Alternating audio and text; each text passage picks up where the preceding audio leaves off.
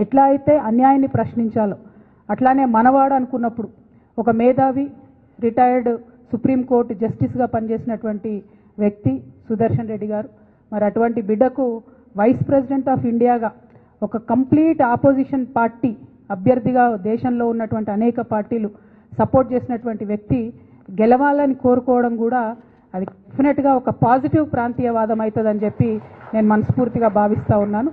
ఇది పార్టీలకు అతీతంగా తెలంగాణ బిడ్డ కాబట్టి ఆయనకు ఒక అవకాశం వచ్చింది కాబట్టి. అంటే నేను ఒక వ్యక్తిని ఎప్పుడు జీవితంలో మర్చిపోలేను. శేషన్ గారు అని ఉండే, టిఎన్ శేషన్ గారు అని. ఆయన వచ్చేంత వరకు కూడా ఎవరికి అసలు భారతదేశంలో ఎలక్షన్ కమిషన్ అని ఒకటి ఉందని మా సామాన్య ప్రజలకు తెలియదు. కానీ ఆయన వచ్చిన తర్వాత ఆ పోస్టుకు వన్నే వచ్చింది. సుదర్శన్ రెడ్డి గారు కూడా గెలిస్తే డెఫినెట్గా వైస్ ప్రెసిడెంట్ పోస్టుకు కూడా వన్నే తెస్తారని నేను అనుకుంటున్నాను. ఎందుకంటే అనేక సందర్భాల్లో ఆయన చూసినాం, ఆయన ఇచ్చినటువంటి పాజిటివ్ తీర్పులు కానీ ఆయనకు ఉన్నటువంటి కాన్స్టిట్యూషనల్ ఎక్స్పర్టీస్ కానీ చూసినాం. అటువంటి అవకాశం వారికి వస్తే బాగుంటుందని చెప్పి మనస్ఫూర్తిగా నేను కోరుతా ఉన్నాను. అట్ ద సేమ్ టైం మరి తెలంగాణ జాగృతిలో కూడా మీరు అందరు చూసినారు గత కొన్ని రోజులుగా జరుగుతున్నటువంటి పరిణామాలని మేమందరం కూడా అంతరంగంగా చర్చించుకుంటూ ఉన్నాం. ఒక ఉన్నతమైనటువంటి ఆశయాలతో తెలంగాణలో అడుగేయాలనేటటువంటి ఆలోచనలో ఉన్నాం. ఉన్నతమైనటువంటి లక్ష్యంతో సాధించుకున్నటువంటి భౌగోళిక తెలంగాణని పరిపుష్టం చేయాలంటే సామాజిక తెలంగాణ సాధన కోసం తెలంగాణ చెమ్మన్ గారికి స్వాగతం. గౌరవనీయులు నవీనాచారి చెమ్మన్ గారికి ప్లేస్, ప్రముఖ కవి చెమ్మన్ గారికి స్వాగతం.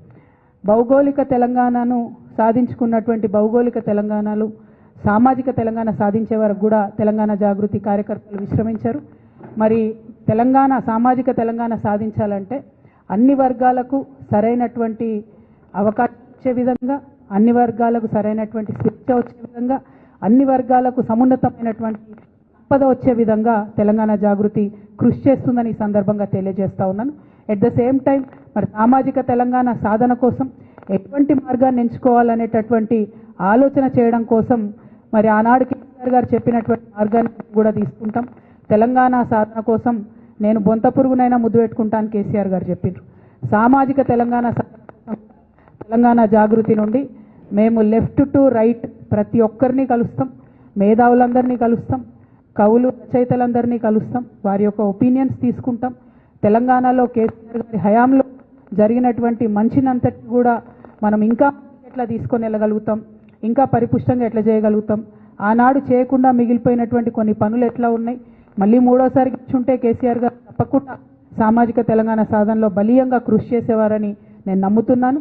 వారు అన్ఫార్చునేట్లీ అవకాశం రాలేదు కాబట్టి తెలంగాణ జాగృతి ఆ ఎజెండాను ముందుకు తీసుకుని వెళ్తుందని కూడా ఈ సందర్భంగా తెలియజేస్తూ, మరి కాళోజీ నారాయణరావు గారి జయంతి సందర్భంగా, చాకలైలమ్మ గారి వర్ధంతి సందర్భంగా ఆ మహోన్నతమైనటువంటి వీరులు ఇచ్చేటటువంటి ఆ స్ఫూర్తిని ముందుకు తీసుకెళ్లడానికి ఇక్కడికి వచ్చినటువంటి మిత్రులందరికీ కూడా మళ్ళొకసారి ధన్యవాదాలు తెలియజేస్తా ఉన్నాను. ప్రముఖ కవి చెమన్ గారు, అట్లానే ఉషారాణి మేడం గారు, ఇంకా అనేక మంది సాహిత్యమూర్తులు వస్తూ ఉన్నారు.